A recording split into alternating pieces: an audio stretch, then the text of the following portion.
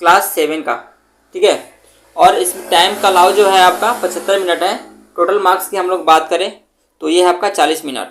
ये कुछ सामान्य निर्देश हैं। सामान्य निर्देश को आप ध्यानपूर्वक पढ़ेंगे और इसके पश्चात आप प्रश्न बनाना शुरू करेंगे, ठीक है।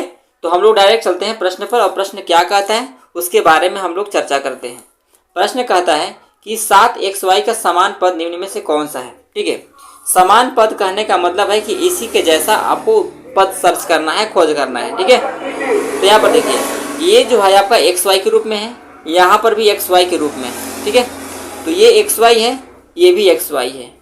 तो यहाँ पर 7y है, तो 7y तो होगा नहीं, क्योंकि जब भी होगा अगला पद जो होगा xy के रूप में ही होगा, और जब xy के रूप में होगा वही आपका इसका समान पद होगा। तो हम लोग बात कर लेते हैं कि यहाँ पर a और b दोनों बोल रहा है। a और b दोनों का मतलब कि a भी है b भी, तो b तो है नहीं, इसलिए एकदम ही नहीं होगा। ओके, तो 7xy है और यहाँ भी 7xy, इसी का समान ये भी है, 7xy भी है, ठीक है। और ये भी 4xy है। तो अगर हम बात करें तो ये और ये दोनों एक समान रूप है, यानी इसके समान ये भी है और दोनों एक समान पद है। लेकिन हम लोग आंसर की बात करें तो आंसर तो भाई दोनों में से कोई एक ही होगा। तो अगर आपके ऑप्शन में अगर दोनों हैं तो आप इसमें कोई एक मार दीजिएगा, तब वो कोई दिक्कत नहीं है, दोनों सही होगा, ठीक है। तो इसके बशर्ते हम इसका आंसर हम मार सकते हैं। अगर आप एक इसमें मारना चाहते हैं तो आप 7xy के रूप में आप मार सकते हैं, कोई दिक्कत नहीं होगा, क्योंकि ये स्वयं प्रश्न ही दे दिया है, इसलिए आपका ये भी उत्तर हो सकता है। तो चलिए अब हम लोग देख लेते हैं प्रश्न संख्या 2 की ओर।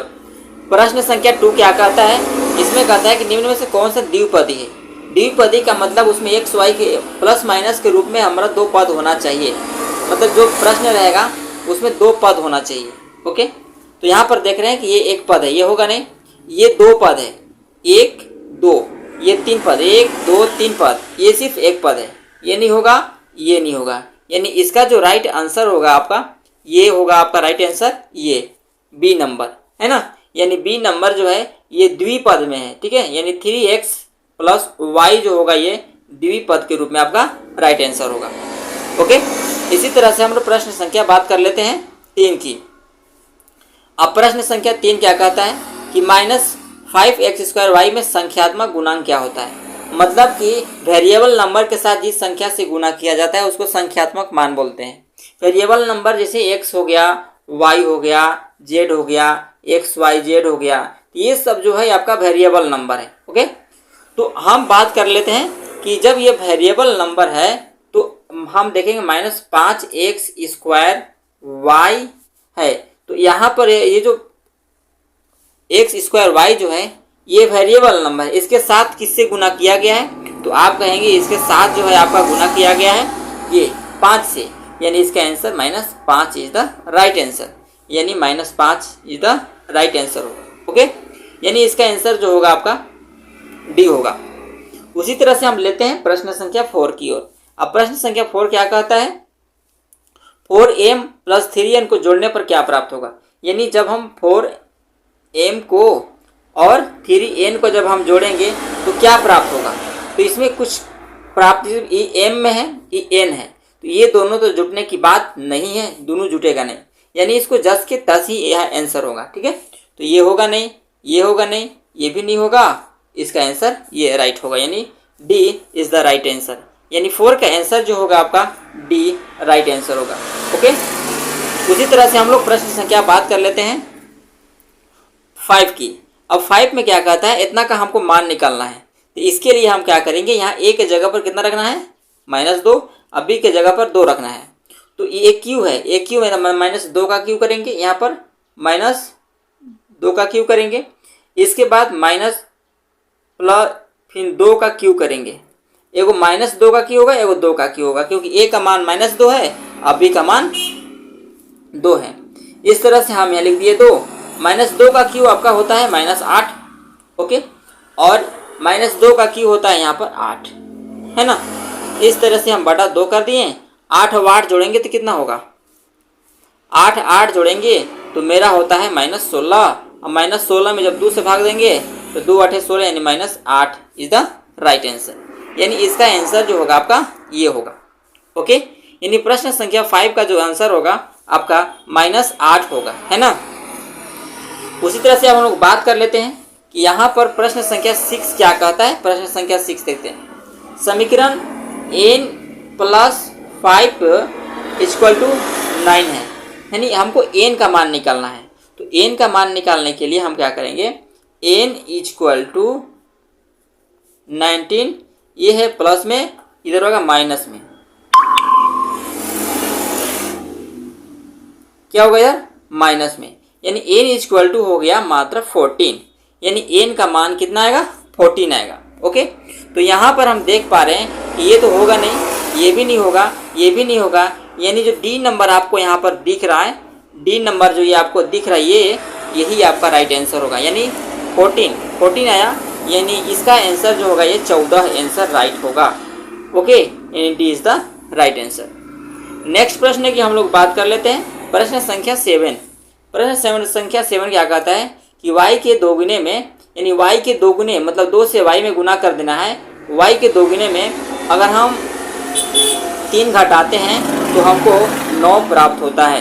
कितना प्राप्त होता है, 9, यानी यहाँ हो जाएगा 2y - 3 = 9।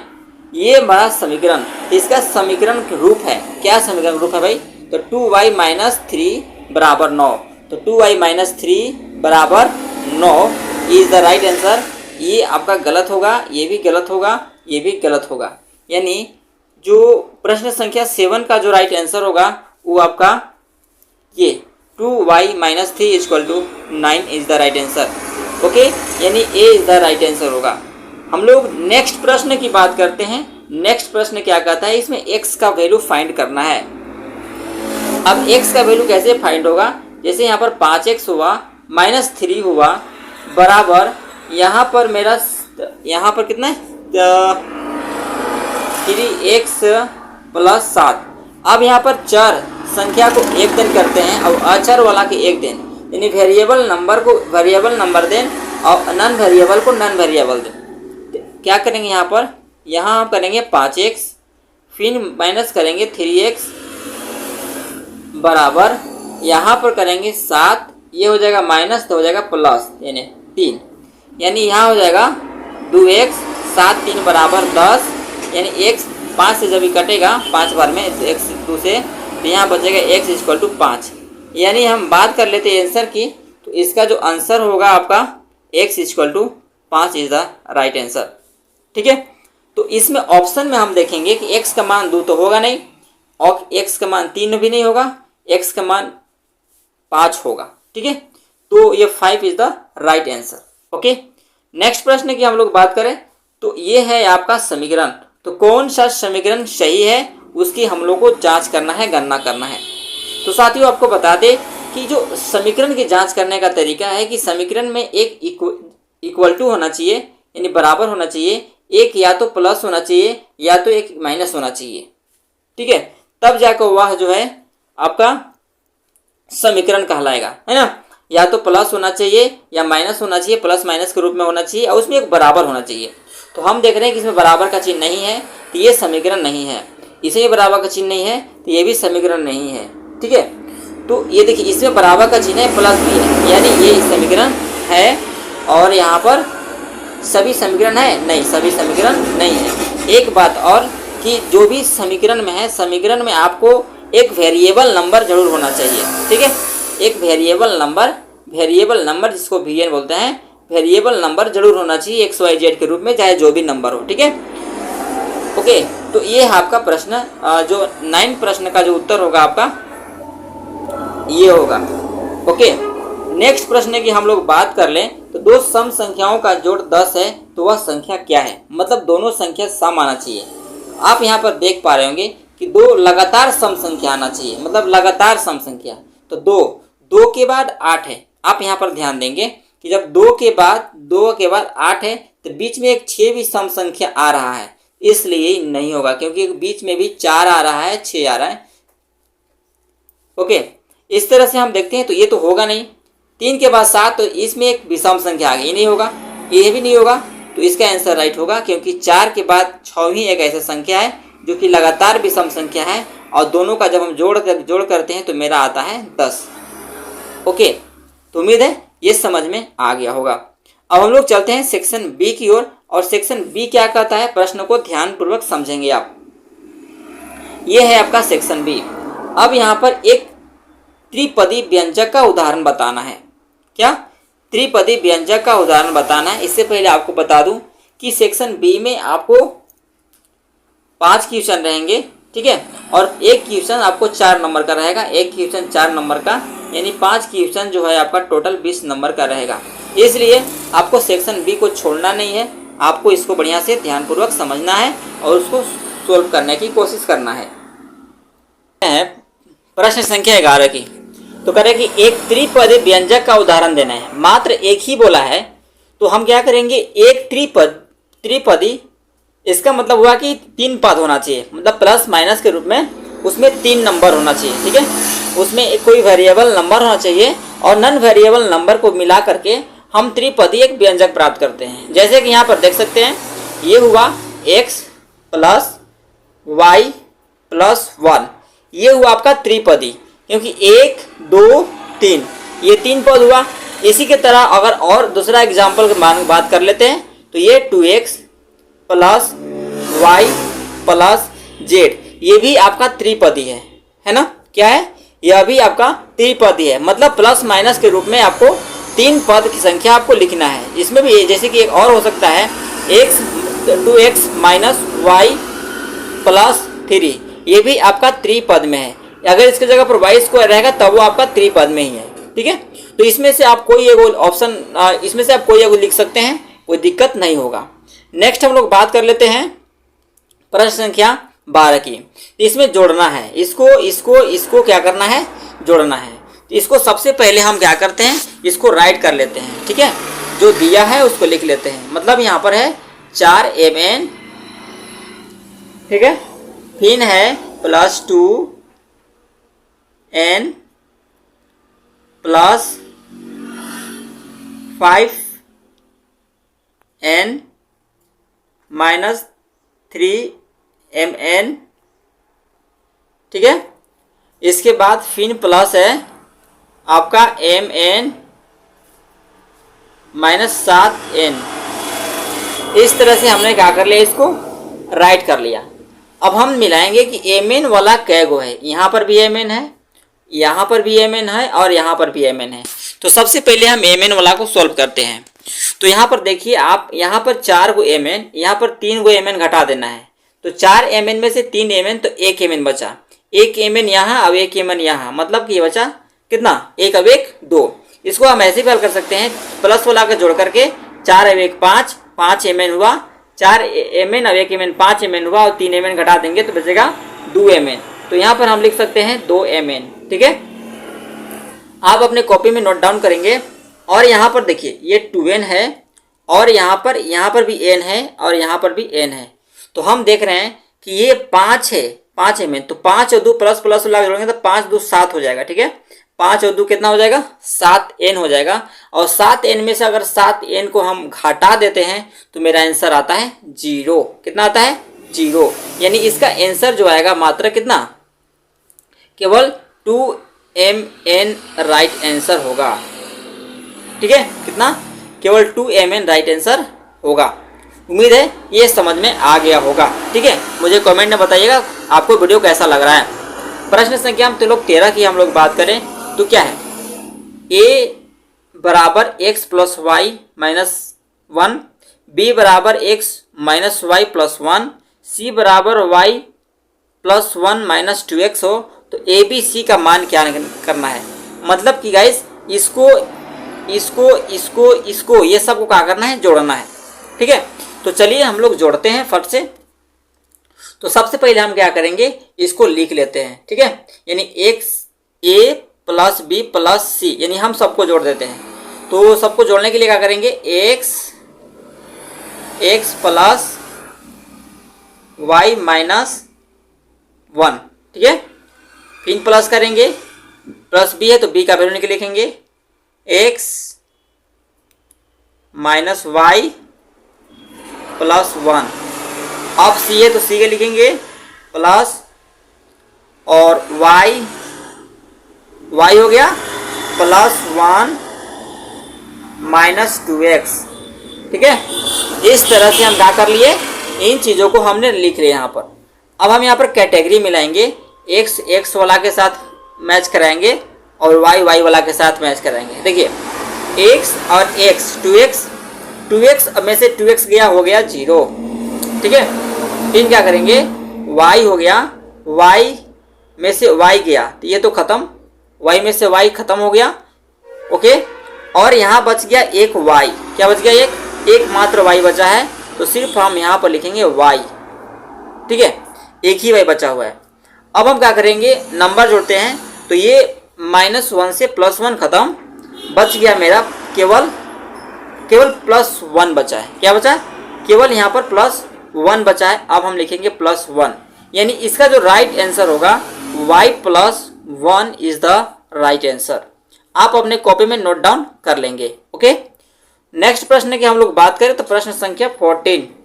ये क्या करना है, इसको हल करना है। ठीक है, तो यहाँ पर आप देख रहे हैं कि x - 1/4 है और बराबर 2x - 1 हम यहाँ पर 1 छुपा हुआ है। ठीक है, इसको हम क्या करेंगे, क्रॉस मल्टीप्लाई इससे करेंगे और 4x से इस ऊपर वाला में करेंगे। ठीक है, तो इसको हम पहले लिख लेते हैं, तब आपको समझ में आएगा। x हो गया -1/4 बराबर 2x - 1 नीचे 1 छुपा है।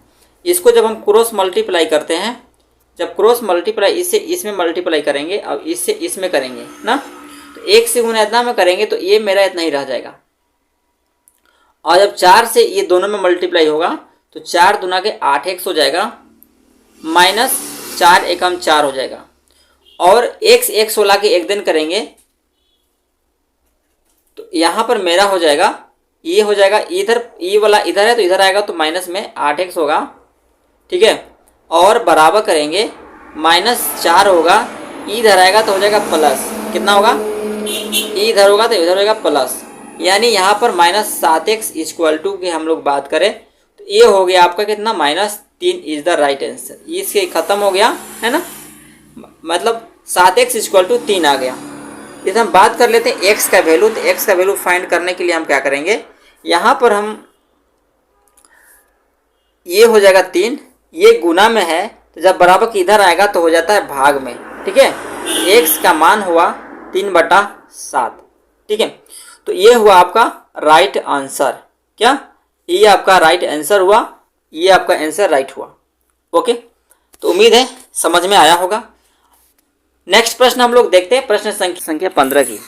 अब प्रश्न संख्या 15 क्या कहता है कि 3 लगातार विषम विषय गलत लिख दिया है, विषम संख्याओं का जो योग है वो 39 है, तो संख्याएं ज्ञात करना है। तो मान लिया जाए, माना कि यहाँ पर पहली संख्या क्या है, x है, दूसरी संख्या x + 1 होगा और तीसरी संख्या क्या हो जाएगा, x + 2। ये 3 लगातार विषम संख्या हुआ और यहाँ पर हम दे देंगे प्लस, और तीनों का योग जो दिया हुआ है आपका 39 दिया हुआ है। ठीक है, जब हम इस सबको जोड़ते हैं तो x 2x अब 1 हो जाएगा 3x, ये हुआ आपका 3x प्लस हो जाएगा 2 1 3 बराबर हो जाएगा आपका 39। यहाँ से हम क्या करते हैं, 3x लिखते हैं। 3x लिखने के बाद हम क्या करते हैं, ये 39 में 3 को सब्ट्रैक्ट करते हैं, घटाते हैं, यानी 3x = हो जाएगा आपका 36। कितना होगा, 36 होगा। जब यहाँ से ये 12 ये कटेगा तो ये कटेगा 12 बार में। ओके, कितना बार में कटेगा, 12 बार में, तो कट गया, यानी x का मान हो गया आपका 12। ओके, जब x का मान 12 हुआ तो हमें निकालना है संख्या। तो आप याद रखेंगे कि हम संख्या माने हैं x, और एगो x + 1 माने हैं और दूसर का है x + 2। ओके, तो यहाँ से हम रख सकते हैं, यहाँ देखिए पहला x है तो यहाँ पर हो जाएगा इसका आंसर एगो का 12 होगा। ठीक है, और 12 + 1 जोड़ेंगे तो ये दूसर का संख्या निकलेगा। ठीक है, और 12 + 2 जोड़ेंगे तो मेरा तीसर का संख्या निकल जाएगा। इस तरह से यहाँ पर हम क्या करेंगे, जब हम इसको ऐड करेंगे, ठीक है, जब हम इसको ऐड करेंगे यानी 12 1 तो 12 हो गया, दूसर का इसको अगर हम ऐड करेंगे तो 12 और 1 कितना हो जाएगा, 12 और 1 13, ये हुआ 13, और इसको जब अवॉइड करेंगे तो 12 2 हो जाएगा 14। मतलब कि अगर हम संख्या को जोड़ते हैं तो यहाँ पर हो जाएगा, एक संख्या था x, दूसर का संख्या था x प्लस 1 और तीसर का संख्या था x प्लस 2। ये x का मान मेरा आया था 12, तो 1 हो गया 12, दूसर का है 12 प्लस 1, जब हम जोड़ेंगे तो मेरा आता है 13, दूसर का संख्या हो गया विषम संख्या 13। और यहाँ पर जब हम इसको जोड़ेंगे 12 प्लस 2 जोड़ेंगे तो 12 2 हो जाएगा 14। यानी ये 3 ऐसी लगातार संख्या है जिसको हमको जोड़ने पर कितना आ रहा है, जोड़ने पर हमको प्राप्त हो जाएगा कितना, 39 प्राप्त हो जा रहा है। ओके, तो उम्मीद है ये प्रश्न आपको समझ में आ गया होगा। ठीक है, हम लोग बात कर ले तो आपका सब्जेक्ट है सामाजिक विज्ञान, कक्षा 7 का है और इसमें टोटल आपको 75 मिनट का समय मिलेगा।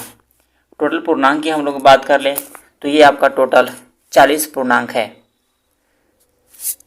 अब हम लोग बात कर लेते हैं इसका कुछ निर्देश है। अब निर्देश में क्या है कि निर्देश है कि सही प्रश्न को उत्तर देना अनिवार्य है। इसमें कुल प्रश्न 15 रहेंगे और वस्तुनिष्ठ प्रश्नों की संख्या जो है 2 अंक की रहेगा और जो लघु उत्तरीय प्रश्न के जो नंबर रहेगा वो 4 अंक का रहेगा। इसमें गलत उत्तर के लिए कोई ऋणात्मक अंक नहीं दिया जाएगा और साथ ही साथ 1 से 10 तक के 4 जो प्रश्न रहेंगे उनके 4 विकल्प रहेगा और सभी विकल्प के लिए, सभी प्रश्नों के लिए 4-4 विकल्प दिया जाएगा और उसे चयन करके आपको अपने उत्तर पुस्तिका में लिखना है। निर्देश, सामान्य निर्देश में हम लोग बात कर लेते हैं 6 नंबर। तो इसमें 11 से 15 जो ऐसे प्रश्न रहेंगे जो आपको उत्तर पुस्तिका में लिखना होगा, इसको हम लोग लघु उत्तरीय प्रश्न कहते हैं। इसी में हम लोग बात कर लेते हैं प्रश्न संख्या 7 की। तो प्रश्न 7 जो है, परीक्षा की समाप्ति से पहले किसी भी परीक्षार्थियों को परीक्षा के कक्ष से बाहर जाने की अनुमति नहीं होगा। चलिए तो हम लोग बात कर लेते हैं वस्तुनिष्ठ प्रश्न। आखिर वस्तुनिष्ठ प्रश्न जो है 1 से 10 तक के आपका वस्तुनिष्ठ प्रश्न है जिसमें कि सभी के विकल्प ABCD के रूप में रहेगा और उसको चयन करना है।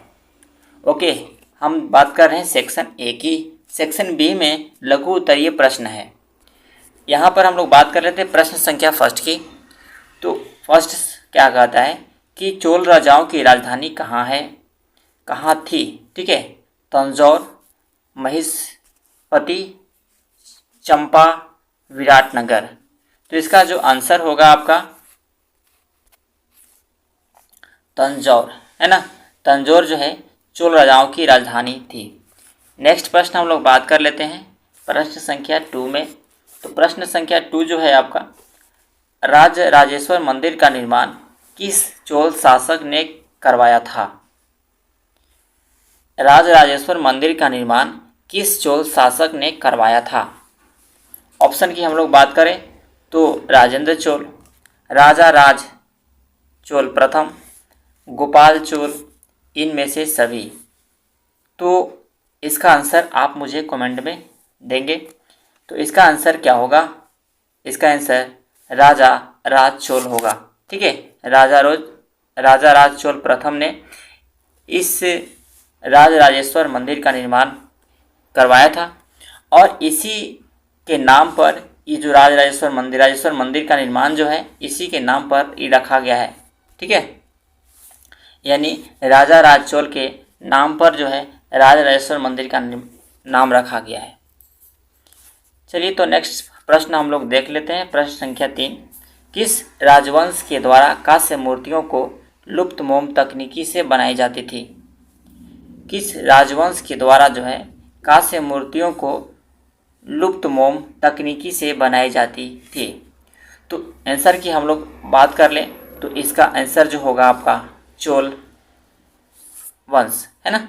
चोल राजवंशों के द्वारा जो है जो भी कांस्य मूर्तियाँ तैयार किया जाता था वो लुप्त मोम के माध्यम से कराया जाता था। तो इसका आंसर जो होगा आपका C नंबर राइट होगा। ओके, नेक्स्ट प्रश्न की हम लोग बात कर लेते हैं। तो नेक्स्ट प्रश्न जो आपका है, प्रसिद्ध विट्ठल मंदिर, ठीक है, प्रसिद्ध विट्ठल मंदिर जो है वो कहाँ अवस्थित है? तो देखिए, ये जो है आपका राइट आंसर जो होगा, विट्ठल मंदिर ऐसे बहुत जगह है, लेकिन इसमें जो भी है बीजापुर और गोलकुंड, उदयपुर, है ना, और हम्पी, तो ये सभी जगह नहीं है, ठीक है। इसमें ऑप्शन के अकॉर्डिंग जो है, जो ऑप्शन में दिया हुआ है, इसमें सभी जगह नहीं है। इसमें से सिर्फ हम्पी जो कर्नाटक राज्य में पड़ता है, यहीं पर यह एक विट्ठल मंदिर है। आपका महाराष्ट्र में भी, महाराष्ट्र के सोलापुर में भी यह मंदिर अवस्थित है, ठीक है। तो यहाँ पर ऑप्शन के अकॉर्डिंग जो ऑप्शन में दिया गया है, इसमें आपका आंसर जो होगा आपका बी राइट आंसर होगा। ओके, तो उम्मीद है समझ में आ गया होगा। यानी प्रसिद्ध विट्ठल मंदिर है, अवस्थित कहाँ है? तो ये आपका हम्पी में है। ओके, नेक्स्ट प्रश्न की हम लोग बात कर लेते हैं। नेक्स्ट प्रश्न आपका जो है, आप ये इनमें से किस वन को मानसूनी वन कहा जाता है? यानी वन के प्रकार यहाँ पर दिया हुआ है, ठीक है। प्रश्न क्या है, इनमें से किस वन को मानसूनी वन भी कहते हैं? इसका जो आंसर होगा, आप हम आंसर की बात कर लें तो आंसर देखिए यहाँ पर, तो आंसर हम लोग देख लेते हैं। शीतोष्ण सदाबहार वन, उष्णकटिबंधीय पर्णपाती वन, शंकुधारी वन, उष्णकटिबंधीय सदाबहार वन, ठीक है। तो इसका जो राइट आंसर जो होगा वो आपका उष्णकटिबंधीय पर्णपाती one is the right answer, यानी इसका आंसर बी होगा। ओके, नेक्स्ट प्रश्न हम लोग देख लेते हैं कि जो सवाना घास है, क्या जो सवाना घास है जो सवाना घास है वो कहाँ पाया जाता है? ब्राज़ील में, ऑस्ट्रेलिया में, पूर्वी अफ्रीका में, वेनेजुएला में? यदि आप इस प्रश्न का जवाब जान रहे होंगे तो मुझे कमेंट में ज़रूर लिखिएगा। ओके, सारा प्रश्न इम्पोर्टेंट है एग्ज़ाम की व्यू से, तो आप सारा प्रश्न को अच्छी तरह से ध्यान से देखेंगे और उसको समझने की कोशिश करेंगे, ताकि आप अपना एग्ज़ाम में बेहतर से बेहतर फाइनल एग्ज़ाम को क्रैक कर सकें। प्रश्न संख्या चलिए ये 6 नंबर है, सवाना घास स्थल कहाँ पाया जाता है? तो इसका आंसर जो होगा आपका ऑस्ट्रेलिया, यानी इसका answer B is the right answer. Okay, next प्रश्न की हम लोग बात कर लें तो नेक्स्ट प्रश्न जो आपका है, ध्रुवीय प्रदेश यानी टुंड्रा प्रदेश में पाया जाने वाला जानवर कौन सा है? ठीक है, टुंड्रा प्रदेश में पाया जाने वाला जानवर कौन सा है? तो इसका आंसर आप मुझे कमेंट में बहुत जल्द बताएंगे, है ना। देखिए, इसका आंसर जो होगा आपका, इसमें देखिए टुंड्रा प्रदेश में बहुत सारे जानवर पाए जाते हैं, जैसे कि आपका कस्तूरी टंग हो गया, रेंडियर हो गया, लोमड़ी हो गया, सील हो गया, भालू हो गया। तो इन तमाम चीज़ भी ये तमाम जानवरें जो हैं पाया जाता है टुंड्रा प्रदेश में। तो इसमें से ऑप्शन में से जो आपका राइट आंसर जो होगा, जो भी यहाँ पर ऑप्शन प्रेजेंट है, वो आपका सील होगा, है ना। सी यानी राइट आंसर होगा। यानी टुंड्रा प्रदेश में जो है सील जानवर जो है पाया जाता है। बाकी जो है बंदर है, जिराफ है, ऊंट है, ये सब टुंड्रा प्रदेश में नहीं पाया जाता है। बात कर लेते हैं हम लोग 8वां प्रश्न की। 8वां प्रश्न क्या कहता है कि संसद द्वारा सूचना के अधिकार पर एक कानून पारित किया गया है। ठीक है, सूचना का अधिकार पर क्या किया गया है? कानून पारित किया गया है, जिसे सूचना का अधिकार क्या बोलते हैं? सूचना का अधिकार 2005 कहा जाता है। तो इसका आंसर जो होगा आपका 2005 होगा। कितना होगा? 2005। नेक्स्ट प्रश्न की हम लोग बात कर लेते हैं कि इनमें से कौन से प्रिंट मीडिया का उदाहरण है? प्रिंट मीडिया का उदाहरण है, ठीक है। तो देखिए, रेडियो, अखबार, मोबाइल, इंटरनेट। तो इसमें से इसका राइट आंसर जो होगा आपका, ये अखबार जो होगा, ये प्रिंट मीडिया का उदाहरण है। ओके, नेक्स्ट प्रश्न हम लोग बात कर लेते हैं 10वां प्रश्न। 10वां प्रश्न आपका है कि जब सरकार समाचार के किसी अंश के जन समुदाय तक पहुंचाने के प्रतिबंधित करती है, ठीक है, जब सरकार समाचार के किसी अंश को जन समुदाय तक पहुंचाने से संबंधित प्रतिबंधित करती है, तो इसे क्या कहा जाता है? तो इसको कहा जाता है सेंसरशिप। क्या कहा जाता है? Censorship is the right answer. Okay, next प्रश्न की हम लोग बात कर लें, जो लघु उत्तरीय प्रश्न है।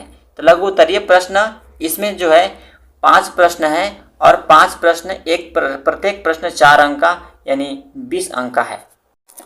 प्रश्न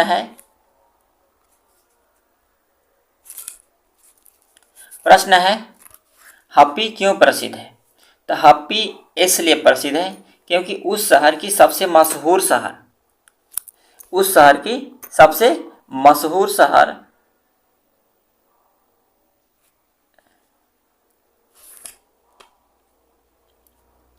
क्योंकि उस शहर की सबसे मशहूर जगह जो है पत्थर का बना होता था, जो देखने में एक रथ के तरह लगता था। एक वहाँ पर मंदिर है, मंदिर जो है भगवान विष्णु का मंदिर है, ठीक है। जो मंदिर भगवान विष्णु के वाहन गरुड़ को समर्पित है, वो भी जो है एक प्रसिद्ध मंदिर है और वो भी मंदिर सिर्फ पत्थर से ही बना हुआ है, ठीक है। और वहाँ पर ऐसे विभिन्न कारण हैं जिससे हप्पी प्रसिद्ध है, ठीक है। तो इसका आंसर आपको पता चल गया होगा। नेक्स्ट प्रश्न है सूरत को मक्का का प्रवेश द्वार क्यों कहा जाता है?